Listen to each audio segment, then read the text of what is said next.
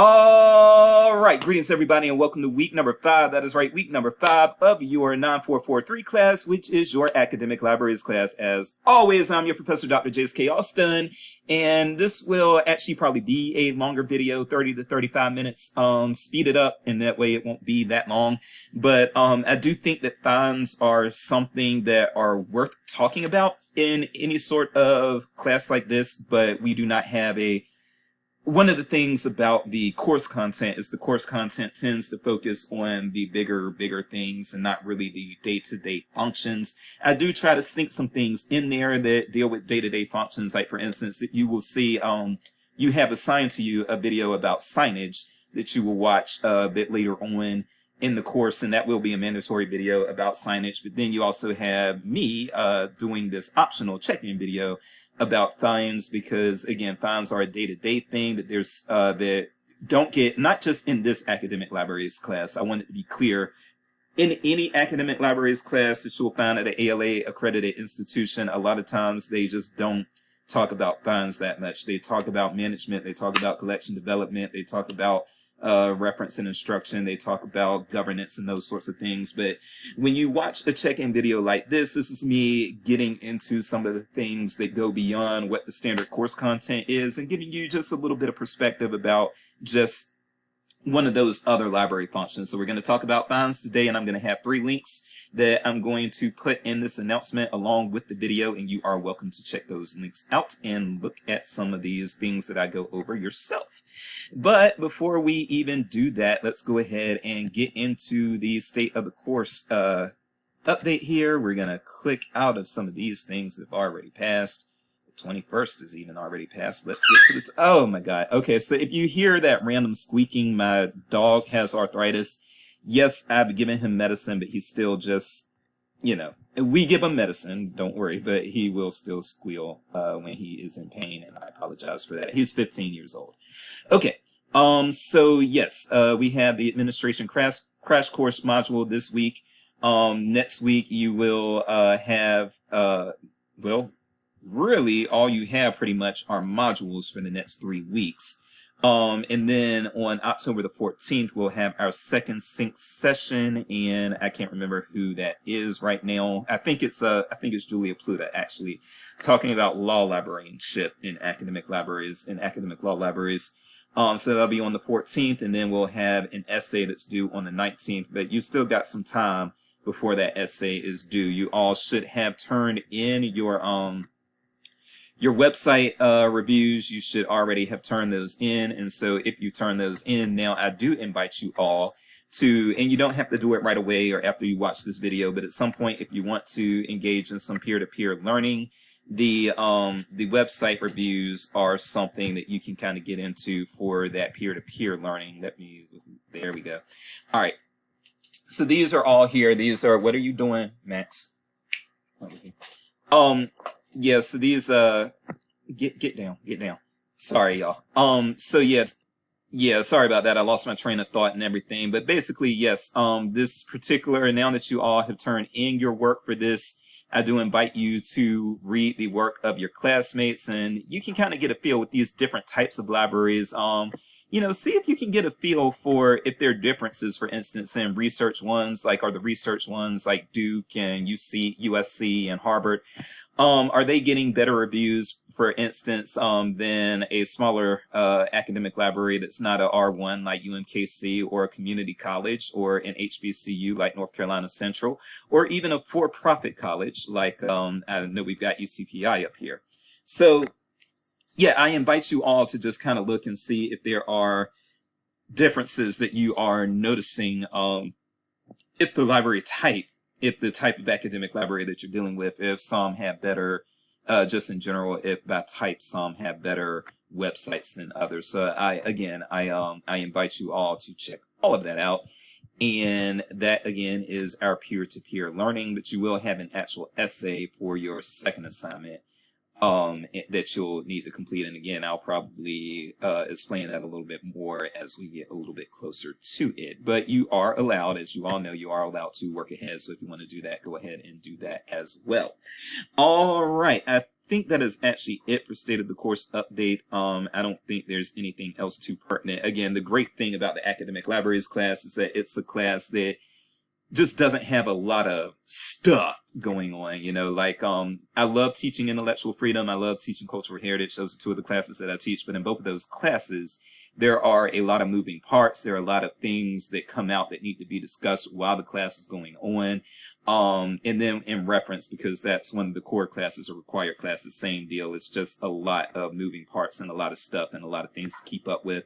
The Academic Libraries class just kind of goes at a smooth pace. There's not too much that you have to be worried about with this class, okay? So yeah, having said that, that is the State of the Course update right there. And we will go ahead and get into these 3 links that I have that are going to be talking about fines within academic libraries. So the first link that I wanted to look at is going to be not that one, that one. That is the one we want. This is, oh, let me actually adjust this screen here because you all are not seeing everything that I want you all to see. That is better. Let me pause so that I can find myself.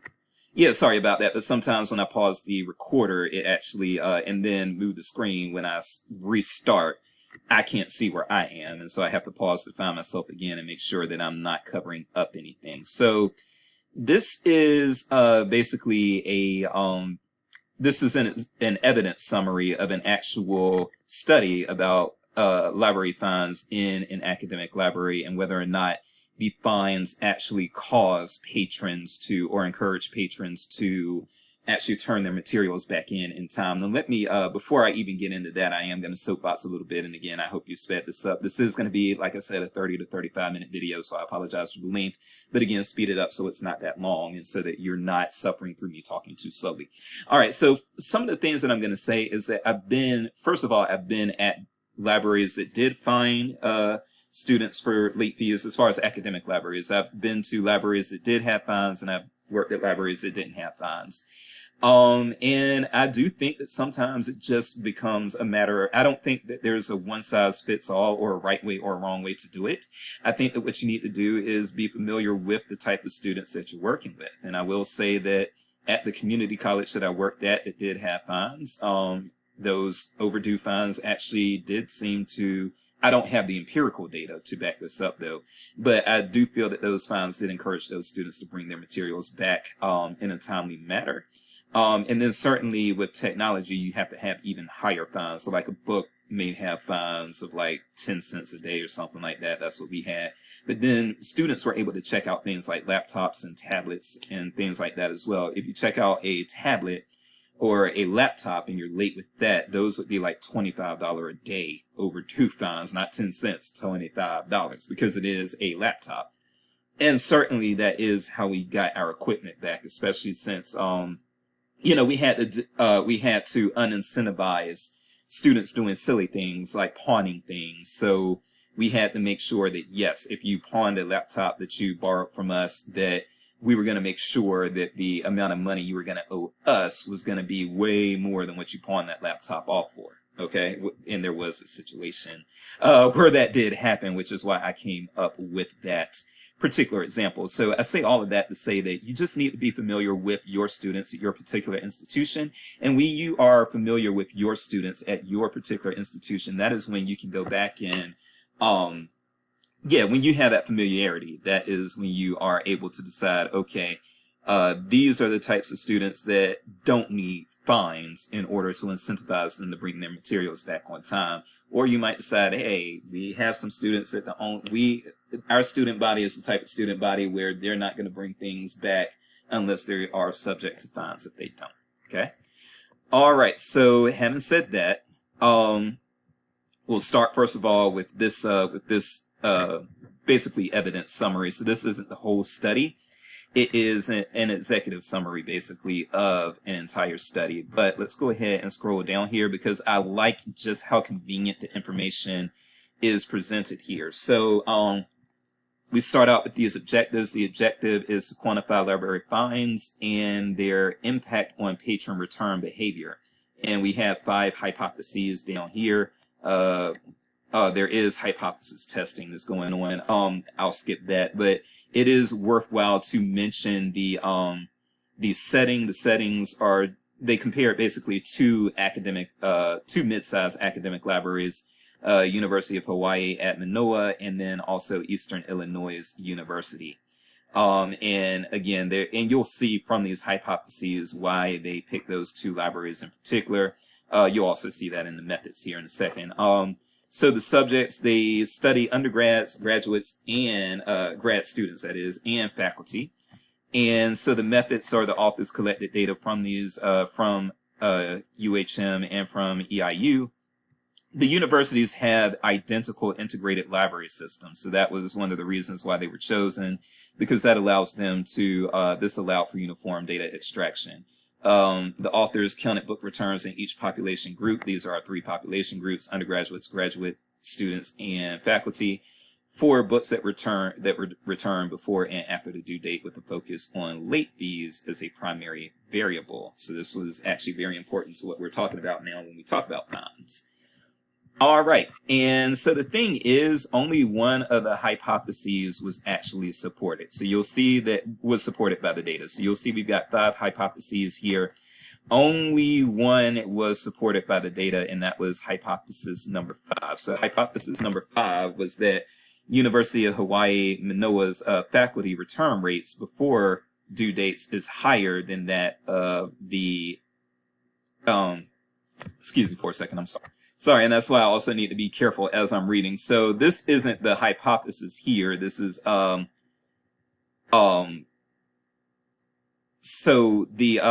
this is actually a statement of fact. At UHM, the faculty return rates are higher than the EIU faculty. That is actually a statement of fact, and they are trying to, they're basically, the hypothesis is that because the UHM faculty incur overdue fines, that their rates are going to be higher, whereas over at Eastern Illinois University, faculty members are exempt from overdue fines, which is the case at most academic libraries. Most of the time they actually do exempt faculty from overdue fines. And so they're saying that the fines incentivized faculty at UHM to return things before the due date in higher frequencies than the faculty at EIU, where they were exempt from overdue fines. And we see here that this hypothesis was supported. The return rates indicated a statistically significant difference between faculty with fines for overdue books and no fines for overdue books. So for those hypotheses for which the differences were not significant, the authors cite other variables, including reminders, grace periods, maturity of the borrower, and things of that nature.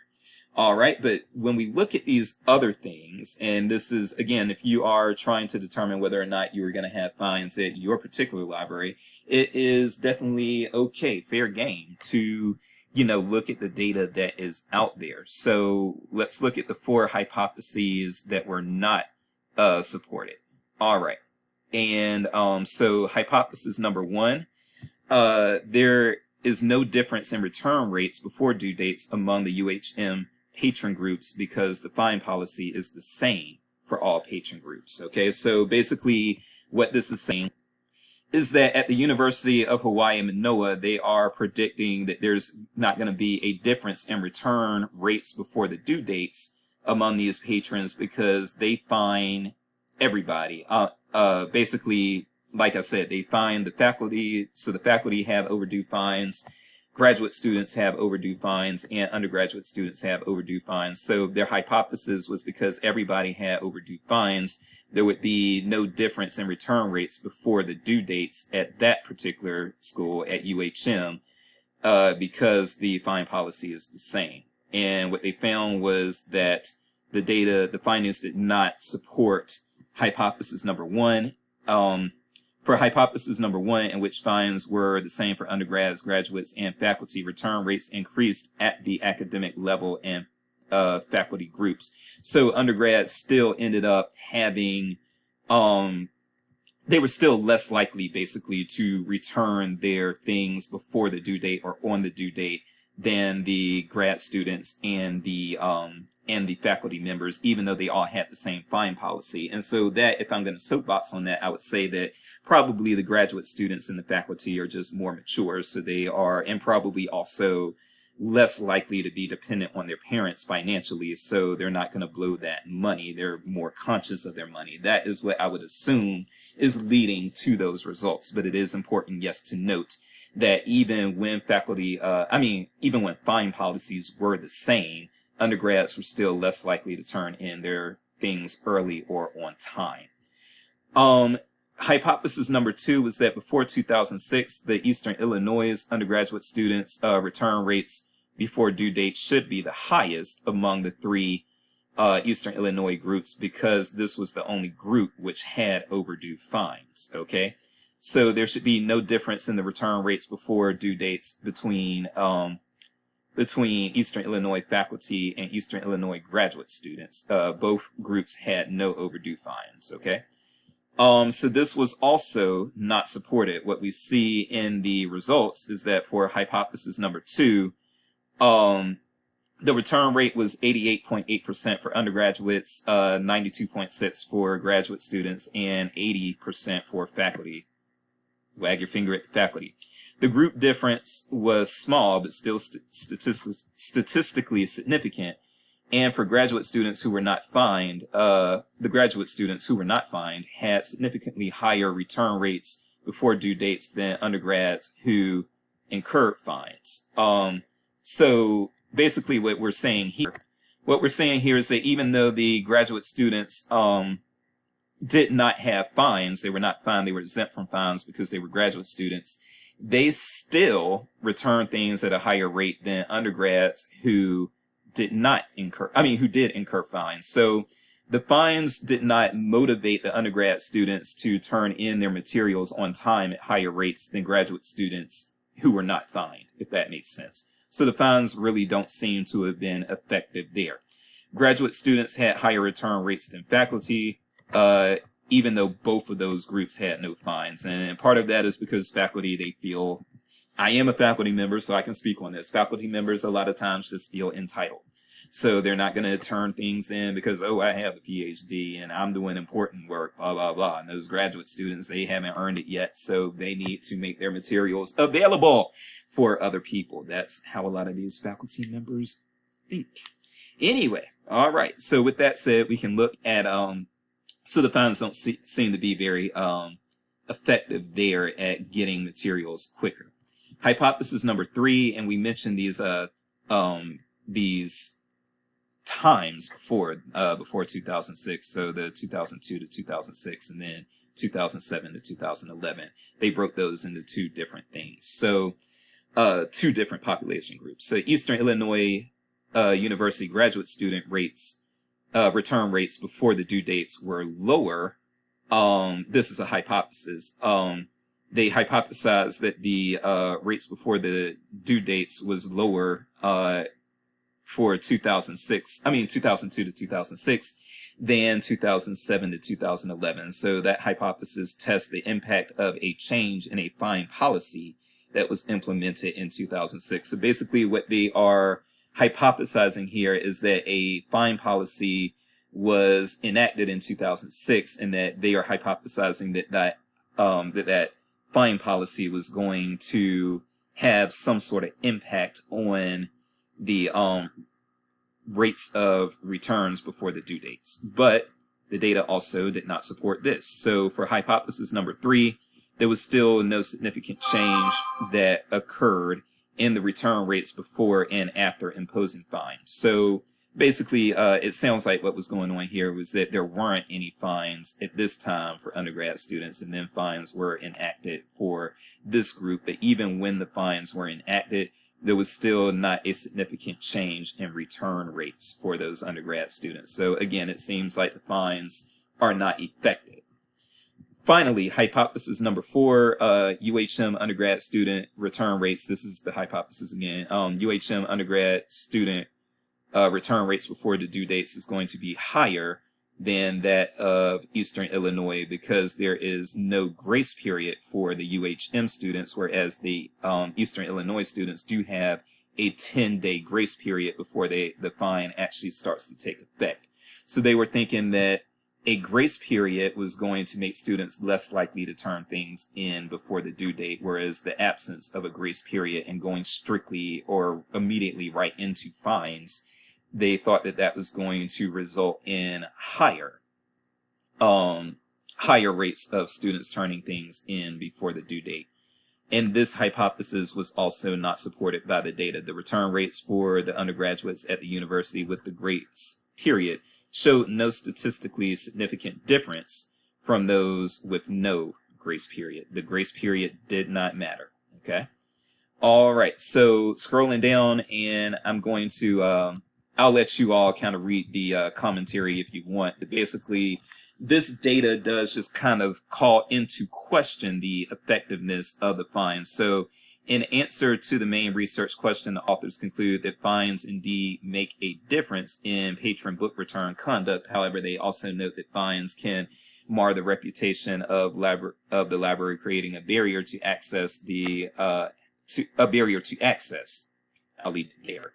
What I'm going to say is really, yes, technically, because hypothesis number 5 was supported, that does allow the authors to say that fines indeed make a difference, but it's a very small difference. And if they were to really break this down, again, this is a summary, an evidence summary, but I'm sure if you actually visit the actual study and go over what they're saying in full, they're probably saying that yes, fines do indeed make some difference because of hypothesis 5. But because hypotheses 1 through 4 were not supported, they are probably also going to say that that difference is minimal and it doesn't make a difference regarding these things that were tested on the first 4 hypotheses. Okay. All right. So for the sake of, again, this video is going to be longer, but for the sake of not making it too long, the commentary, if you're interested in getting into the meat and potatoes of that, just go ahead and click the link and read that yourself, and it won't take you too long to read. All right. Let's go to the second thing. All right, now we're just going to talk about this fairly quickly here. So the next thing that I'm going to show, this is a poster session that actually was turned into a paper as well. Excuse me, it was turned into a paper as well. So if you want to read the full paper, then I am going to have a link to that. If you want to read the full paper, let me just tell you how to get to it. So you're going to have a link to this in the announcement, and then what you can do is if you want to read that full paper, that is up to you. It's not short, it's 23 pages, although a lot of that is as you can see, references and stuff. But yes, if you want to read that report, you are just fine doing that, but I'm just gonna, for the sake of, again, time on this video, I'm just going to talk about this a little bit. Do fines change patron behavior? What I want to do is just really just scroll down here. First of all, I want to read the summary here. Preliminary findings show that those in the experimental group did keep things longer and receive more fines. However, this group checked out fewer books during this time, which contributes to a higher fine average. Additionally, the experimental group has more people who have been fined before the study started, which shows that they may have a tendency toward not adhering to loan policies. So part of the reason I wanted to actually read this summary here is because this is something to also be aware of. And whenever you're doing research, you have to be aware of things. If this is a group that is not full of, but has a lot of people or a significant amount of people within it that have been fined before, then yes, these people who have been fined before, a lot of times they just get fined again. It just is what it is. And so that can have an effect on results as well. But what I also do want to read are these comments from the library staff. First of all, this is kind of a survey from library workers. I'm not going to get into all of that right now because, again, that would take too much time. You have the option of doing that on your own time. I don't want to make the video too long. But yes, are fines effective? You will actually see that there's a lot of yes, but. There is a lot of yes, the fines are effective, but. So you have a lot of that going on. Oh, I'm sorry, I'm misreading this. These colors are too similar. I'm sorry, y'all. No, there's a lot of yes. I'm sorry. There are a lot of people who believe that yes, the fines are effective, but then these are the people who have not, they probably haven't actually gathered a whole bunch of data. These are people who work in libraries and are going anecdotally, which is what I did earlier, but they don't necessarily have the data to back them up. And as you saw, the data here sort of doesn't back them up. Okay, it's just a matter of, do we have a paradigm of research that really calls out whether or not fines are effective? But you'll see a lot of them are saying yes. Very few are saying yes, but you have a little bit of unsures, and then you have no but, and then you have no. You have almost twice as much yes as no.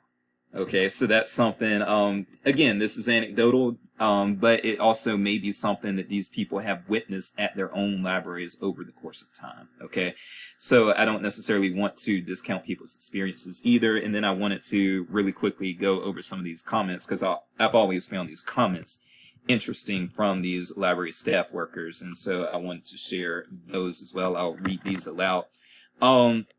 Often patrons just keep items until they are finished with them anyway. So that is the thing, especially if you have very small fines for books. And again, a lot of times we're still only fining the undergrads like 5 cents, 10 cents a day.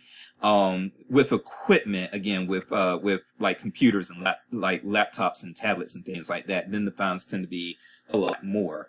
But for things like books and items that are just like 10, 25, 5 cents a day, people will just keep them anyway and just pay the fine. And I'm actually guilty of doing that myself. Seems like fines are the most effective way to get the patron's attention. Maybe, maybe not. As you can see, these two things kind of contradict each other, but these are not statements of fact. These are, again, comments from library staff. So these two things can, go away. There we go. These two things can kind of contradict each other here. The patrons just keep it anyway, but fines seem like an effective way to get their attention. So again, there's a contradiction there. Okay. So again, you just have to go back, because I think these are staff at different libraries. So you just have to know what works at your library, get a feel for that. I think it lands on people differently. The people who are most dependent on the library are also the least likely to be able to pay. This bothers me, but I've not found a replacement for fines that encourages the behavior we'd like to see. And that is something librarians don't like fines. We don't like fining people, but the thing is, we in order to get our things back, sometimes that's what it takes. Okay, but we don't want to do that. We don't like doing it. We don't like to see it. I support finding alternative ways to encourage reliable borrowing and returning. I do like that.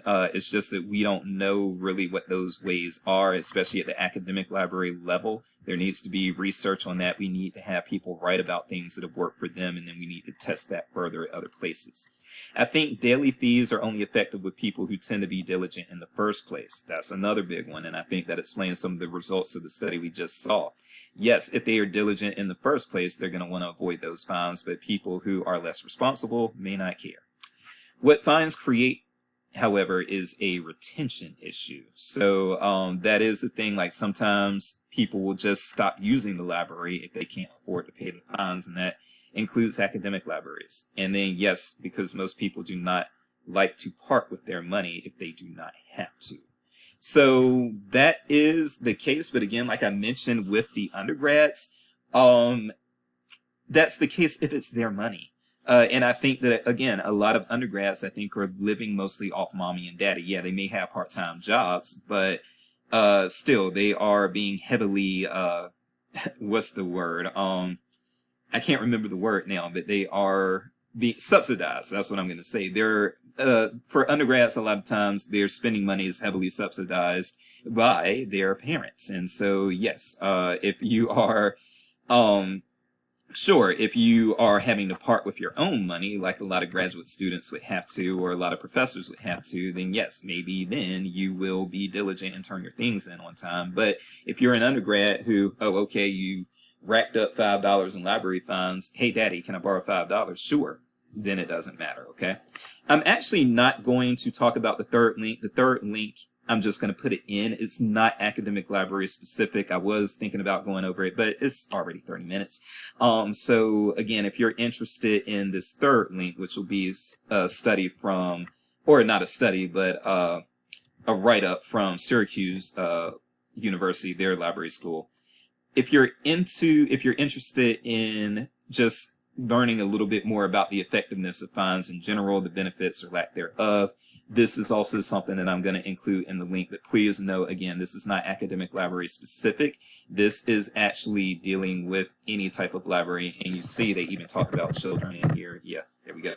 I was just, they talk about children in here, so clearly we're not focused specifically on academic libraries there, and since this is an academic libraries class, that's what I'm going to focus the check-in video on, and then I'm going to end the check-in video since we're kind of out of scope with that. So I am going to go ahead and end it there. I appreciate you all listening.